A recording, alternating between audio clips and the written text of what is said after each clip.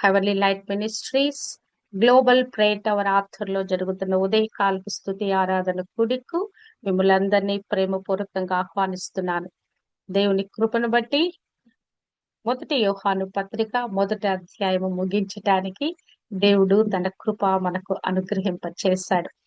10 వచనాలే ఉన్నాయి, కానీ ఎంతో ప్రాముఖ్యమైన విషయాలు దేవుని గురించి, దేవుని గుణ లక్షణాల గురించి, ఆ దేవునితో మనం ఎటువంటి అనుబంధం కలిగి ఉండాలి, ఆయన కుమారుడైన క్రీస్తు ఎటువంటి వాడు, ఆ క్రీస్తు యొక్క రక్తము మన జీవితాలలో ఎలాగున పనిచేస్తుంది, ఆ తండ్రి కుమారులు ఎటువంటి సహవాసం కలిగి ఉన్నారు, ఆ సహవాసంలోకి మనము కూడా పిలువబడి ఉన్నామని, వారితో చేస్తున్న సహవాసాన్ని అనుభవిస్తూ యోహాను భక్తుడు రాసిన విషయాలను మనము ధ్యానిస్తూ వచ్చాము.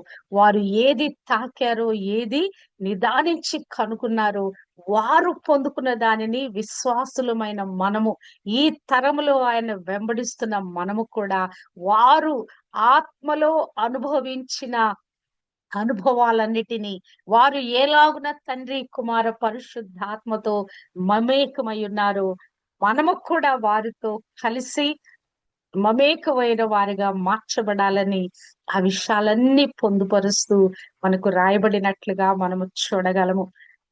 మరి మరి పాపము అనే దాని విషయంలో మానవుడు పాపి అని, మరి పాపం చేయలేదని చెప్తే దేవునినే అబద్ధికుడిగా చేస్తాడని, ఆ పాపము చేయలేదని చెప్పుట ద్వారా మనలో మనమే మోసపుచ్చుకుంటామని ఈ విషయాలన్నీ పొందుపరుస్తూ మొదటి అధ్యాయంలో రాసినట్లుగా మనము చూడగలము, మనము ధ్యానించాము. మరి రెండవ అధ్యాయాన్ని ఉదయకాలము మనం ప్రారంభిద్దాము. మొదటి యోహాను పత్రిక 2వ అధ్యాయము 1వ వచనము. నా చిన్న పిల్లలారా, మీరు పాపము చేయకుండుటకై ఈ సంగతులను మీకు రాయిచున్నాను.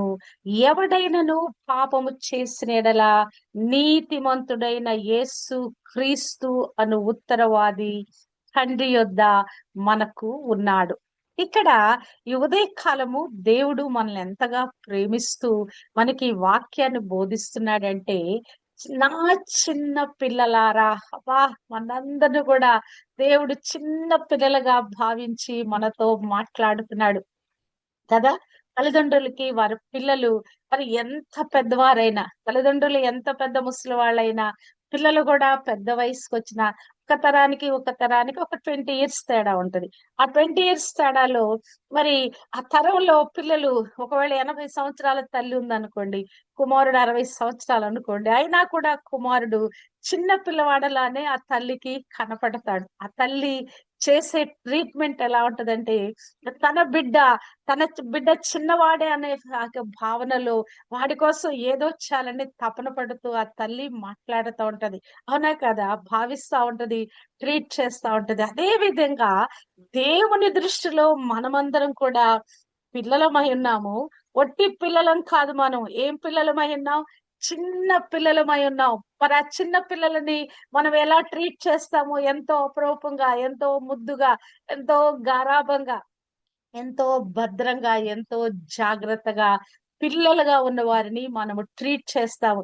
పెద్ద వయసు వచ్చిన తర్వాత వారి మీద మన కొంచెం మనసు ధ్యాస వెళ్ళిపోద్దు, గాని వారి చిన్నతనం ఉన్నప్పుడు మన మనసంతా వారి చుట్టే ఉంటది.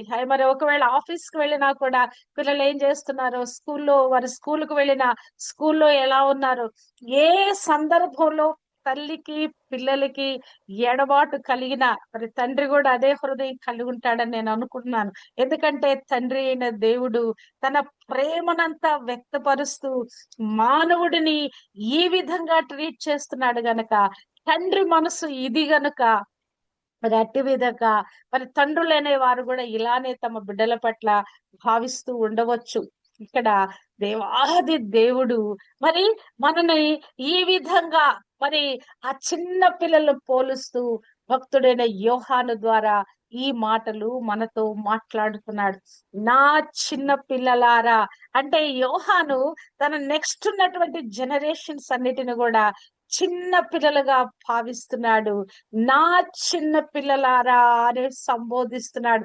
చేస్తున్న హెచ్చరిక, ఈ ప్రాముఖ్యమైన హెచ్చరిక ఏంటంటే, మీరు పాపము చేయకుండుటకై ఈ సంగతులను మీకు రాయిచున్నాను. అంటే విశ్వాసులైన మనము పాపానికి దూరంగా ఉండాలని ప్రోత్సహిస్తూ మన దైనందిన జీవితంలో పరిశుద్ధత కోసం ప్రయత్నించాలని ఆ ప్రాముఖ్యతను నొక్కి చెప్తూ ఇతని మాటలు రాస్తున్నట్లుగా మనము చూడగలము. అంతేకాదు, కృప యొక్క వాస్తవికత, పాపం యొక్క వాస్తవికతను ఇక్కడ రాస్తున్నట్లుగా, మరి ఇక్కడ బోధిస్తున్నట్లుగా మనము చూడగలము. విశ్వాస జీవితంలో పాపము ఎలాగున మిళితమైందో అలాగునే మన పక్షాన క్రీస్తు యొక్క కృప కూడా, ఆ కృప ఎంత అద్భుతంగా మన జీవితాలను ముందుకు కొనసాగింప చేస్తుందో, ఆ పాపాన్ని క్షమించటానికి, పాపాన్ని విడిచిపెట్టి పాపరహితమైన జీవితం మనం జీవించటానికి క్రీస్తు మన జీవితాల్లో ఎలాగున కృప చూపిస్తాడని ఇక్కడ మరి భక్తుడు చెప్తున్నట్లుగా చూడగలము. అంటే యేసు క్రీస్తు మరి నిరంతరము మరి మనతో ఉండి మన సంపూర్ణులుగా చేయటానికి ఆయన మన ప్రోత్సహిస్తూనే ఉంటాడు, ప్రోద్బలం చేస్తూనే ఉంటాడు. మరి దేవునితో మన అనుబంధాన్ని పెంపొందింప చేయటానికి ప్రయత్నిస్తూనే ఉంటాడు. అంటే మనము నీతియుక్తమైన జీవితం గురించి పిలుపు కలిగి ఉన్నామండి. కృప అందుబాటులో ఉంది. నీతివంతుడైన యేసు తన స్వభావాన్ని ప్రతిబింబిస్తూ నీతిలో జీవించాలని, నీతిని వెంబడించాలని మన విశ్వాసులైన మనకు పిలుపునిస్తున్నట్లుగా చూడగలం. అంతేకాదు, క్రీస్తునందు మనం నిశ్చయిత కలిగి మన సొంత నీతి మీద కాకుండా క్రీస్తు నీతి మీద ఆధారపడి దేవుని ఎదుట మన స్థానాన్ని పదిలపరుచుకునే నిశ్చయితలో ఉండాలని ఇక్కడ రాస్తున్నట్లుగా మనము చూడగలము. అంటే పాపము చెయ్యకుండా ఉండటానికి మనము ఎంత నిగ్రహ శక్తిని పొందుకోగలమో, ఆ కృప ఎంతగా మనకు సహాయం చేస్తుందో అనే విషయాలు యేసు క్రీస్తు మన పక్షాన ఎలాగున పాపాన్ని మరి నిగ్రహించుకొని ఆ పాపం జోలికి వెళ్లకుండా ఉండటానికి ఆయన మనకు ఎలా సహాయం చేస్తాడని ఈ వాక్యములో రాయించినట్లుగా మనము చూడగలము. నా చిన్న పిల్లలారా, అబ్బాయి సంబోధన ఎంత అద్భుతంగా ఉందండి. మనమందరం కూడా దేవునికి ప్రియమైన పిల్లలమైనాము. మనం ఏ గుంపులో కలిసి మనము ముందుకు కొనసాగుతున్నామో వారు కూడా మనకు పిల్లల సమానం అయిపోతారండి. హల్లెలూయా. ఎవరెవరితో మనం అనుబంధం కలిగి ఉన్నామో, నా మట్టుకు నాకైతే నాకంటే పెద్ద వయసు ఉన్న వాళ్ళు కూడా చాలా మంది నాతో స్నేహం చేస్తారు. వారి కష్టాలు చెప్పుకుంటారు, వారి బాధలు చెప్పుకుంటారు, వారి సీక్రెట్స్ తో సహా నాకు చెప్పుకుంటారు. వారి జీవితంలో అనుభవించిన అనుభవాలు, వారు పడిన పాటలు, తప్పిపోయిన స్థితి కూడా నాతో మాట్లాడి వారి జీవితాలు షేర్ చేసుకుంటారు. అంటే నన్ను ఒక ఆత్మీయ తల్లిగా భావిస్తూ వారు ఆ విషయాలన్నీ కూడా షేర్ చేసుకున్నప్పుడు నేను అనుకుంటాను, నా మీద ఎంత గొప్ప బాధ్యత పెట్టావు ప్రభా. అంటే ఇప్పుడు ఈ పెద్ద వయసులో కాదు, నా యూత్ లో కూడా అట్టి విధంగా నాకు పెద్దవారితో స్నేహం ఉండేది. నాకంటే చిన్నవారితో కంటే కూడా నాకంటే పెద్దవారు, వయసులో పెద్దవారితో నాకు ఎక్కువగా స్నేహం ఉండేది.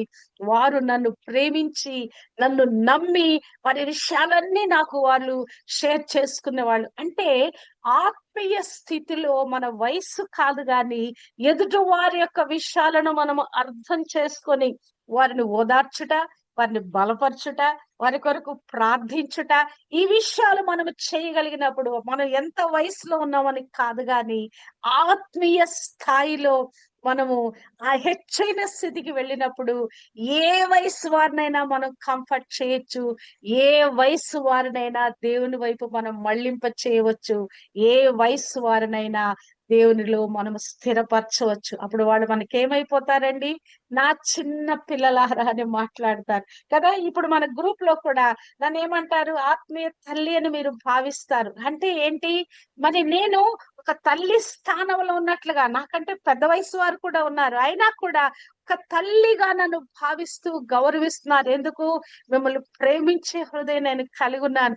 మిమ్మల్ని మీకు బోధించటానికి దేవుడు నన్ను నియమించాడు కనుక. అంటే ఇక్కడ యోహాను యొక్క ఉద్దేశము కూడా, నా చిన్న పిల్లలారా, ఆ తర్వాత విశ్వాసంలోకి వచ్చేవారు, ఆయన వెంబడించేవారు, క్రీస్తుని ఆయన ద్వారా వెంబడించే వారిని ఈ యొక్క మరి బోధ చేస్తున్నట్లుగా, ఈ పిలుపుతో వారిని సంబోధిస్తున్నట్లుగా మనము చూడగలము. అంటే కాపరి యొక్క హృదయము మరి ఆ యొక్క విశ్వాసంతో ఎలాగున అనుసంధానించబడుద్ది అంటే, ఇప్పుడు తల్లి స్థానంలో ఉండటమే కాదు, ఒక నాయకుని స్థానంలో ఉండటమే కాదు, ఒక కాపరి స్థానంలో ఆ యొక్క విశ్వాసుల యొక్క బాధ్యత, విశ్వాసుల యొక్క ఆత్మీయ అభివృద్ధి, విశ్వాసుల యొక్క ప్రొటెక్షన్, మరి విశ్వాసులను ఆత్మలో వాక్యంలో పెంచే రీతి, ఇదన్నీ కూడా క్రోడీకరించి ఇక్కడ మరి యోహాను నా చిన్న పిల్లలారా అని మరి ఇక్కడ సంబోధిస్తున్నట్లుగా చూడగలము. ఒక తల్లి తండ్రి తన పిల్లలను నడిపించినట్లుగా ఆప్యాయమైన అనుబంధాన్ని కలిగి, ఆ సంబంధంతో మరి వారి ఎడల తీసుకునే శ్రద్ధ, మరి ఆ యొక్క మరి ఆ ప్రేమను ఇక్కడ మరి ఈ యొక్క పదము మరి బయలుపరుస్తున్నట్లుగా మనము చూడగలము. నా ప్రియమైన పిల్లలారంటే నాకు సంబంధించిన వారని ఇక్కడ ఆయన ఎంత ఘంటాపదంగా చెప్తున్నారో చూడండి. ఎవరెవరు దేవుడు ఆయనకు అనుగ్రహింప చేశాడో వారందరూ కూడా నా వారై ఉన్నారు, నా పిల్లలై ఉన్నారు. వీరందరినీ సరైన విధంగా పెంచి పెద్ద చేసి దేవునిలో స్థిరపరచవలసిన బాధ్యత నా మీద ఉందని ఈ మాటలు మాట్లాడుతున్నట్లుగా మనము చూడగలము. అంటే ఈ పిల్లలు అనే పదము ఈ సేవకులందరికీ భావన కలిగి ఉన్నారండి. ఇదే మరి మరి పౌలు భక్తుడు కూడా మరి గలతీయులకు రాసిన పత్రికలో ఇదే సంబోధన చేస్తాడు.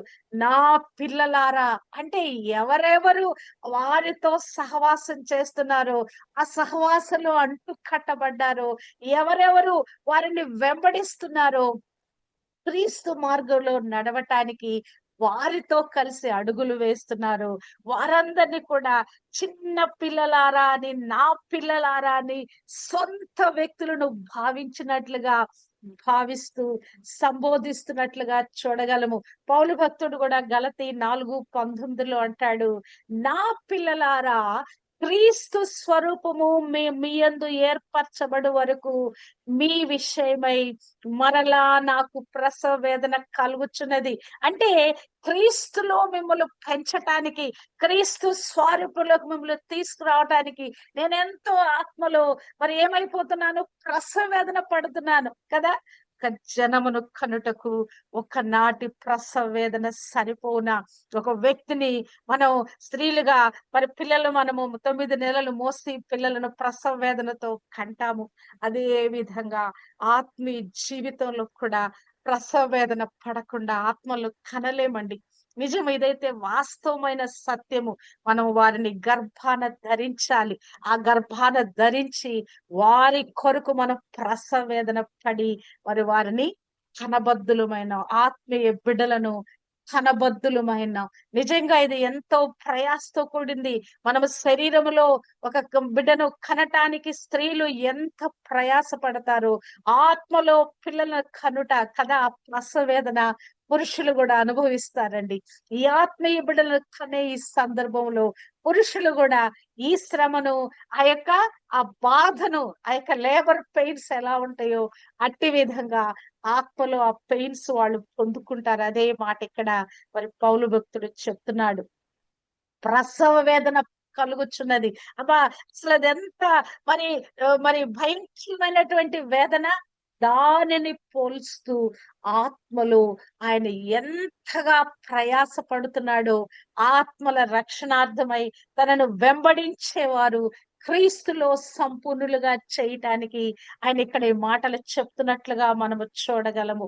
1 యోహాను 3:7 కూడా చిన్న పిల్లలారా అని సంబోధిస్తూ యోహాను రాస్తున్నట్లుగా మనము చూడగలము. అంటే ఈ యొక్క చిన్న పిల్లలారా అనే పదము కొత్త నిబంధనలోని దేవుని కుటుంబములో భాగమైన విశ్వాసులు సూచించటానికి ఇది తరచూ మరి ఈ యొక్క పదాన్ని వారు ఉపయోగిస్తున్నట్లుగా చూడగలం. అంటే ఆ యొక్క క్రీస్తు ప్రేమతో వారు నింపబడినప్పుడు ఆయన వారి దగ్గరకు వచ్చే ప్రతి ఒక్కరు కూడా మరి వారి సొంత పిల్లలుగా అయిపోతా ఉన్నారు.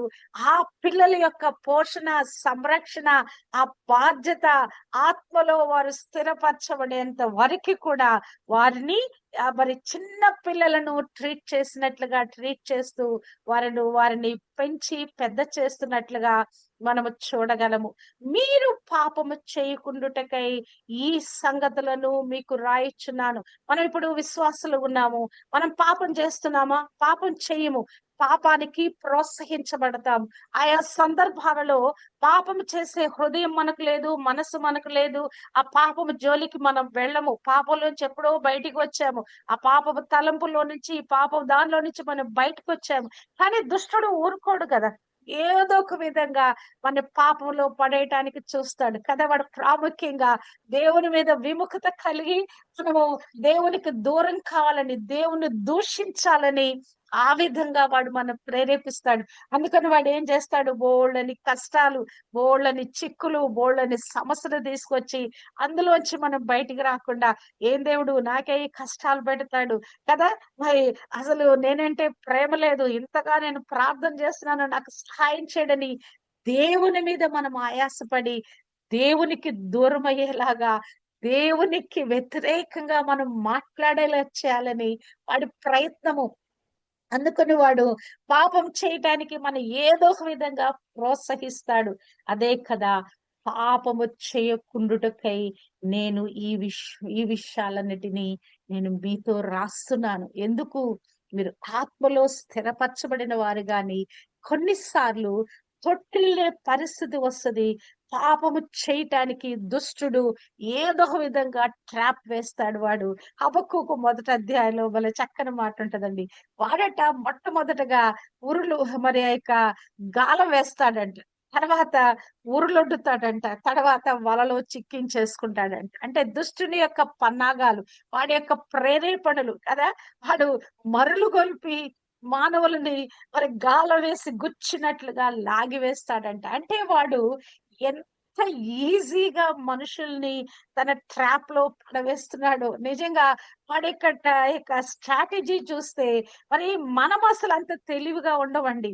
అంతగా మెళుకువగా ఉండం. అంతగా మనం వివేచనతో ఉండం. అంతగా జాగ్రత్తగా భద్రంగా ఉండం. కానీ వాడైతే ప్రతి నిమిషము అలర్ట్ గా ఉండి ఎలా మనల్ని చేజిక్కించుకోవాలని మనం చూస్తా ఉంటాడు. మాటల్లో ఎలా పడగొట్టాలి కదా! మరి ఇంట్లో చిన్న చిన్న కలతలు ఎలా తీసుకొనొచ్చి పెట్టాలి. నిమిషంలోనే వాగ్యుద్ధాలయిపోయి ఎలా పెట్టించాలి కదా! వాడు వినోదం చూస్తా ఉంటాడు. ఇక్కడ అదే మాటలు ఇక్కడ మరి యోహాను చెప్తున్నాడు. పాపము చేయకుండుటకై మీకు ఈ మాటలు రాస్తున్నాను. అంటే ఈ యొక్క యోహాను యొక్క ఉద్దేశం ఏంటంటే విశ్వాసులు పవిత్రమైన జీవితాన్ని గడపటానికి ప్రోత్సహిస్తున్నాడు. పాపాన్ని అధిగమించే అభిషేకాత్మను పొందుకోవటానికి ఇక్కడ ప్రేరేపిస్తూ ఇక్కడ మాట్లాడుతున్నట్లుగా చూడగలము. అంటే దేవుడు పరిశుద్ధుడైన దేవుడు. మనము కూడా ప్రతి ప్రవర్తనలో, మాటలో, చూపులో కదా మరి అనుదిన జీవిత యాత్రలో ప్రతి సందర్భంలో మనము పవిత్రులు ఉండాలని, పవిత్రత పోగొట్టుకొనకుండా ఉండాలని ఇక్కడ మాట్లాడుతున్నట్లుగా మనం చూడగలము. సాధారణంగా మన పవిత్రత ఎక్కడ పోగొట్టుకుంటామంటే మాటల్లోనే పోగొట్టుకుంటాం. నేను ఆలోచించాను. మనం ఎక్కడ పాపం చేస్తాం? పాపం చేసే సందర్భం ఏదైనా చూస్తే గనక మాటలే కోపం వచ్చినప్పుడు ధాటిగా మాట్లాడేస్తాం. ఏమేమో మాట్లాడేస్తాం. తిరిగి తీసుకొని మాటలు మాట్లాడేస్తాం. అసలు మరి ఆ కోపంలో ఎంత విపరీతంగా మనం ప్రవర్తిస్తున్నామో తెలియకుండా మాట్లాడేస్తాం. ఆ మాటలలో మనం చిక్కుబడిపోతా ఉన్నాము. అందుకే ఇక్కడ భక్తుడు రాస్తున్నాడు. మీ ప్రతి ప్రవర్తనలో మీరు పరిశుద్ధంగా ఉండాలి. ఇక్కడ ఈ మాటలు చక్కగా రాశాడు. మొదటి పేతురు పత్రిక మొదటి అధ్యాయము 15, 16 వచనాల్లో చూస్తే కాగా మీరు విధేయులకు పిల్లలై మీ పూర్వపు అజ్ఞాన దశలో మీకుండిన ఆశలననుసరించి ప్రవర్తించగా, ఒకప్పుడు ఎటువంటి స్థితిలో ఉన్నాం? అజ్ఞానపు స్థితిలో ఉన్నాం. అంటే క్రీస్తుని గురించిన అవగాహన లేని స్థితిలో ఉన్నాం. క్రీస్తు ఆత్మను పొందుకోని స్థితిలో ఉన్నాం. క్రీస్తులో మరి ఆ యొక్క వాక్యానుసారంగా జీవించే జీవితం లేకుండా, వాక్యమే మనకు అవగాహన లేకుండే, మరి యొక్క పవిత్రత, పరిశుద్ధత అనేది మనం పొందుకోకుండా ఒకప్పుడు మరి ఎలా ఉన్నాము? మరి మనము అజ్ఞాన దశలో ఉన్నాం కదా! ఎట్లా పడితే అట్లా జీవించాము. ఎలా పడితే అలా మాట్లాడాము. ఎలా పడితే అలా ప్రవర్తించాము. కానీ ఇప్పుడు మనం ఏం చేయబడిన వారమై ఉన్నాం? మిమ్మును పిలిచిన వాడు, పిలువబడ్డావు మనం కదా! ఒక పిలుపుతో పిలువబడ్డావు. మరి రక్షణ పొందుకోవటానికి పిలుపుతో పిలువబడ్డావు. యేసు రక్తంలో కడగబడటానికి, ఆత్మ ద్వారా పరిశుద్ధపరచబడటానికి, నీతిమంతులుగా చేయబడటానికి మనం పిలువబడ్డాము. ఇప్పుడు మనము చేయవలసిన పని ప్రతి ప్రవర్తన యందు పరిశుద్ధులై ఉండాలి. మాట, చూపు, తలంపు, ఆలోచన, ఊహ, ఉద్దేశము, ఇన్నర్ బీయింగ్ లో, మనస్సాక్షిలో నుంచి, మనసు హృదయంలో నుంచి, తలంపులు, ఆలోచనలో నుంచి, అన్నిటిలో కూడా ప్రతి ప్రవర్తన యందు, సమస్త ప్రవర్తన యందు మీరు పరిశుద్ధులై ఉండుడి. ఆయన పరిశుద్ధుడైన ప్రకారం. అంటే ఈ యొక్క పాపము చేయకుండుటకై మీకు ఈ సంగతులను రాయిచున్నాను అంటే, మనము అనుదిన యాత్రలో ఎక్కడో తప్పిపోతాము. అక్కడ మీరు పటిష్టంగా ఉండాలి. ఆ పాపాన్ని నిరోధించే శక్తిని పొందుకోవాలి. నోట్లో నుంచి మాటలు బాణాల్లాగా బయటికి రాబోతున్నాయి. నోటిని చాచుకోవాలి. పెదాలకి మనం కాపు పెట్టుకోగలగాలి. కంట్రోల్ చేసుకోగలగాలి. ఆ ఎమోషన్స్, ఆ కోపాన్ని, ఆ విసుగుదలను, ఏదైతే బాధలోంచి మాట్లాడే మాటలను మనం ఏం చేయగలగాలి? కంట్రోల్ చేసుకోగలగాలి. ఇదే ఇక్కడ మాట్లాడుతున్నాడు.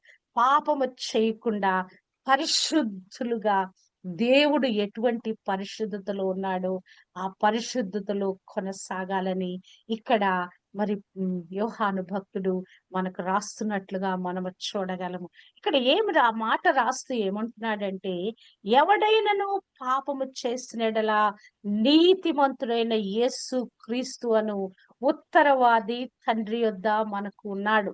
ఒకవేళ పాపం చేసిన మీకు ఏమి కృప అనుగ్రహించబడిందంటే, ఒక అడ్వకేట్ మన పక్షాన ఉన్నాడు.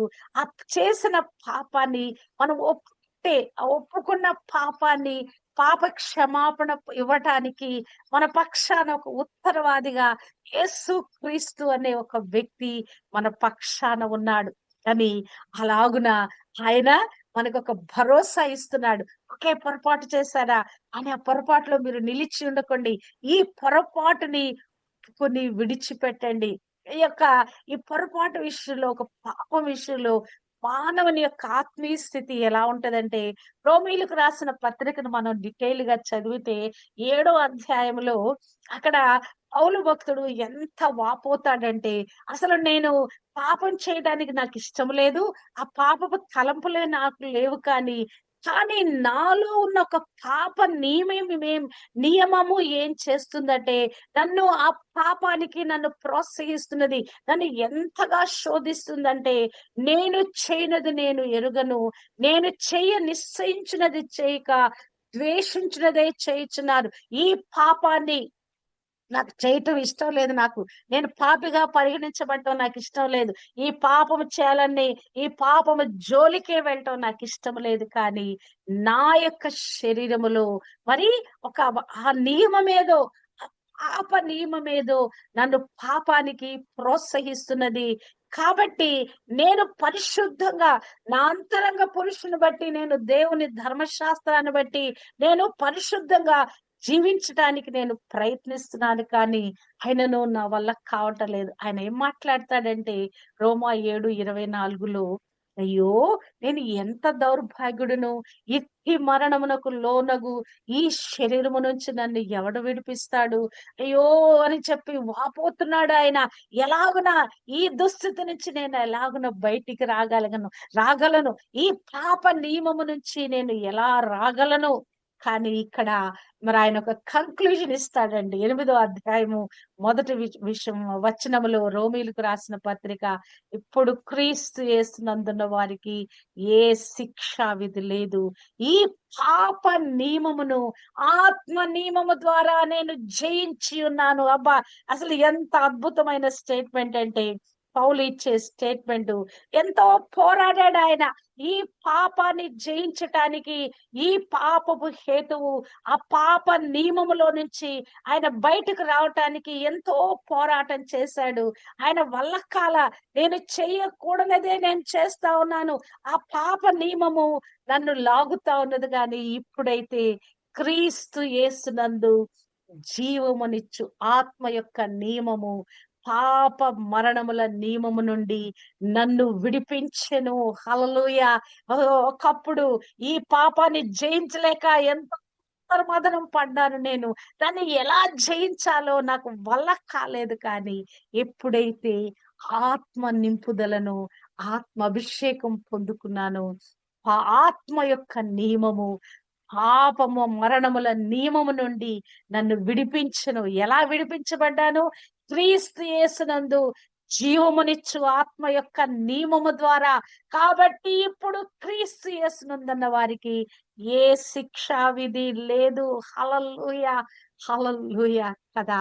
పాపము చేయకుండుటకై ఈ సంగతులు నేను రాస్తున్నానని మనకొక ఉత్తరవాది ఉన్నాడు. ఆయన మన పక్షాన ఇదిగో ఈ కార్యము చేశాడు. ఆత్మ నియమము ద్వారా, ఆ జీవమనే నియమ ద్వారా మన మీద ఉన్న శిక్షా విధంతా తొలగిపోయింది. ఇప్పుడు మనము కూడా ఆ పాపాన్ని నిగ్రహించుకునే శక్తిని మనకి అనుగ్రహించబడింది. మధ్యవర్తి అనే పదాన్ని గ్రీకులో పారాక్లెటోన్ అన్నారంట. అంటే ఒక న్యాయ ప్రతినిధి, ఒక సలహాదారుని వలె మనకు సహాయం చేయటం, మన పక్షాన వాదించుట. అంటే తండ్రి అయిన దేవుని యొద్ద క్రీస్తు ప్రభు ఉత్తరవాదిగా, ఒక అడ్వకేట్ గా ఉండి, అయ్యా వీరి పాపాలు క్షమించు, నా రక్తంలో వీరిని కడిగివేసి వీరిని అంగీకరించు ప్రభువా అని ఎల్లప్పుడూ కూడా యేసు రక్తము మన పక్షాన ప్లీడ్ చేస్తా ఉంటదండి కదా. యేసు రక్తము ఈ దినం కూడా మాట్లాడుతుందని హెబ్రీ పత్రికలో, మరి హేబేలు రక్తము కంటే మరి శ్రేష్టమైన పలుకు యేసు రక్త ప్రోక్షణకు మీరు వచ్చి ఉన్నారని రాయబడి ఉంటది. అంటే యేసు యొక్క స్వరము, యేసు యొక్క రక్తము ఈ దినము కూడా మన పక్షాన తండ్రి యొద్ద మరి విజ్ఞాపన చేస్తా ఉన్నది. హల్లెలూయా! కదా. మనం పాపం చేసి వెంటనే ప్రభువా, పాపం చేసిన స్థితిని మనం గ్రహించిన తర్వాత, ప్రభువా నన్ను క్షమించు, నీ రక్తంలో నన్ను కడుగు అని మనం అనగానే మనలో ఒక క్లెన్సింగ్ ప్రాసెస్ జరుగుదండి. నా మట్టుకు నేనైతే దీన్ని ఎల్లప్పుడూ అనుభవిస్తాను. నేను ఏదైనా మరి నేను ఆత్మలో తప్పిపోయాను, ప్రార్థనలో తప్పిపోయాను, ఎప్పుడైనా ఒక రోజు కూర్చొని నన్ను నేను వివేచించుకుంటూ ప్రార్థించడం మొదలు పెడితే, ప్రభువా నన్ను క్షమించయ్యా, నేను సరిగా నీతో అనుబంధం లేకుండా ఉన్నాను, అయ్యో అయ్యా నేను నీకు దూరమైనట్లున్నాను, నా ఆత్మలో ఎక్కడో తేడా ఉన్నట్లు అనిపిస్తుంది ప్రభువా, దయతో నన్ను క్షమించాయని ఈ యొక్క క్షమాపణ ప్రార్థన నేను చేస్తా ఉంటే నాకు ఆవలింతలు వచ్చేస్తాయండి. అసలు నా లోపల నుంచి ఏదో బయటికి వెళ్ళిపోతున్నట్లుగా, ఆ పాపమునకు సంబంధించిన హేతువేదో నాలోంచి బయటికి వెళ్ళిపోతున్నట్లుగా, లోపల ఒక హాయైన అనుభవం, నా లోపల ఒక భారం తొలగిపోతున్నట్లుగా, రియల్లీ ఎవ్రీ టైం నేను ఎప్పుడు కన్ఫెషన్ ప్రేయర్ చేసినా నాలో ఈ అనుభూతి కలిగినట్లుగా ఈ యొక్క ఎక్స్పీరియన్స్ నేను అనుభవిస్తాను. Every time experience this. నా లోపల నుంచి మరి ఆ యొక్క పాపపు హేతు నాలోంచి వెళ్ళిపోతున్నట్లుగా నేను గమనిస్తాను. ఇక ప్రతి ఆదివారము ఆ యొక్క బల్ల తీసుకుంటాం కదా, మరి మనం యోగ్యతతో తీసుకోవాలని చెప్పినప్పుడు, మీరు ప్రార్థన చేసుకోండి, అయోగ్యంగా తీసుకోవద్దు, మిమ్మల్ని మీరు వివేచించుకోండి అని వాక్యం చెప్పినప్పుడు నన్ను నేను వివేచించుకుంటా. ఎక్కడైనా తప్పిపోయానా, ప్రభువా నన్ను క్షమించని నేను ఆత్మలో అవలోకన చేస్తా ప్రభువా నన్ను క్షమించని ఆ డీప్నెస్ లోకి వెళ్లే కొలది తప్పనిసరిగా నాలో నుంచి కావలింత, నాలోంచి ఏదో బయటికి వెళ్ళిపోతున్న భావన నాకు కంపల్సరీ కలుగుద్ది. అంటే యేసు క్రీస్తు ప్రభు యొక్క రక్తము మన పక్షాన, అది ఇప్పటికి కూడా అడ్వకేట్ గా ఉండి మన పక్షాన అది ప్లీడ్ చేస్తానే ఉన్నది. ఆ రక్తము ఈ దినము కూడా మాట్లాడే రక్తము, ఈ దినము కూడా శక్తి కలిగిన ఆ రక్తము మన లోపల మన లోపల ఆ యొక్క క్లెన్సింగ్ ప్రాసెస్ చేస్తా ఉన్నది. హెబ్రీ 7:25లో రాయబడిన మాట, ఆయన తన ద్వారా దేవుని యొద్దకు వచ్చు వారి పక్షమున విజ్ఞాపనము చేయుటకు నిరంతరము జీవించుచున్నాడు గనక వారిని సంపూర్ణముగా రక్షించుటకు శక్తిమంతుడై ఉన్నాడు. హల్లెలూయా. తన యొద్దకు ఎవరెవరైతే వస్తున్నారు, ఆయన యొక్క రక్తము ఈ దినము కూడా సజీవంగా ఉన్నది. ఆయన ఈ దినము మరి నిరంతరము జీవించుచున్న వాడుగా ఉన్నాడు. తన ద్వారా దేవుని యొద్దకు వచ్చేవారు ప్రతి ఒక్కరి పక్షాన ఆయన విజ్ఞాపనకర్తగా, ఒక అడ్వకేట్ గా మన పక్షాన ఉన్నట్లుగా మనము చూడగలం. అంటే క్రీస్తు ప్రభు యొక్క నీతిమత్వం గురించి ఇక్కడ మాట్లాడుతున్నట్టుగా మనము చూడగలము. నీతిమంతుడైన యేసు మన పక్షాన కదా, ఆయన నీతిమంతుడు కదా. ఆయన ఆ నీతి మనకు అనుగ్రహింప చేశాడు. 2 కొరింథీ 5:21లో అద్భుతమైన మాట కదా. ఎందుకనగా మనమాయన యందు నీతి అగునట్లు పాపమెరుగున ఆయన మన కోసము పాపముగా చేయబడి ఆయన మనలను నీతిమంతులుగా తీర్చి ఉన్నాడు. నీతిమంతులుగా తీర్చి ఉండటమే కాదు, ఎప్పుడైనా మనం పాపం చేశామని పాప క్షమాపణ ప్రార్థన మనం చేస్తే వెంటనే ఆయన మన పక్షాన, ఆయన రక్తము, ఆయన సజీవంగా ఉన్న వ్యక్తి యేసు క్రీస్తు ప్రభు నీతిమంతుడైన ఆయన మన పక్షాన విజ్ఞాపన చేసి మనలో ఆ క్లెన్సింగ్ ప్రాసెస్ చేస్తా ఉన్నాడు. యోహాను రాస్తున్న ఈ మొదటి వచనము మనం ధ్యానిస్తుంటడగా పిల్లలారాన్ని సంబోధిస్తూ ఆయన మనని మన హెచ్చరిక చేస్తూ రాస్తున్నాడు.